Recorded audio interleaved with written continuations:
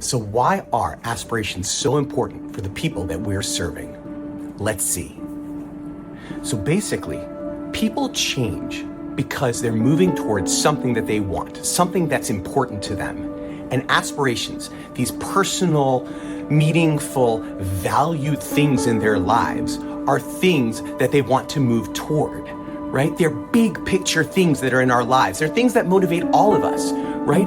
They're things like, I want to teach my son how to cook. I want to take my daughter to a baseball game. There are these big things in our lives, and those are going to motivate us more than really small things in our lives. They're these big aspirations. They're these things that we dreamed of when we were children. They're the things that got you out of bed every day. They're the things that get me out of bed every day. There are aspirations in life.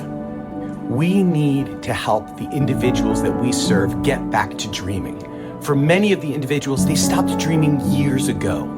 They started hearing these myths that if you develop psychosis, your life is over. You need to shrink your life smaller. Pick small things and try to accomplish those, because then maybe you can get your motivation. And so they fell out of life.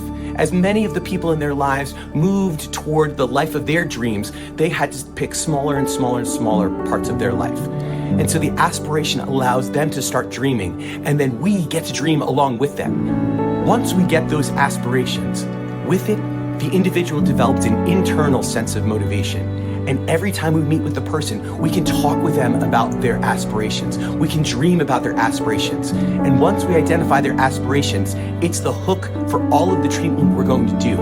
Every decision that we're going to make is going to be about whether it's moving toward the aspiration or it's moving away from the aspiration. We are going to identify obstacles only if they're impeding getting toward the aspiration, right? If not, then we don't necessarily have to deal with that obstacle.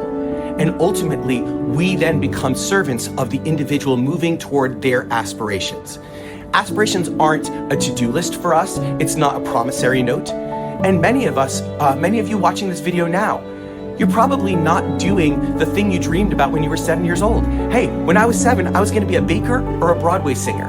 But what I'm doing right now, talking to you right now, I love so much more than what I dreamed of when I was 7 years old. So once we can identify the aspiration with the individual that we serve, it will become the engine for our therapy and keep them coming back, and we become a partner in moving toward the aspiration in their life.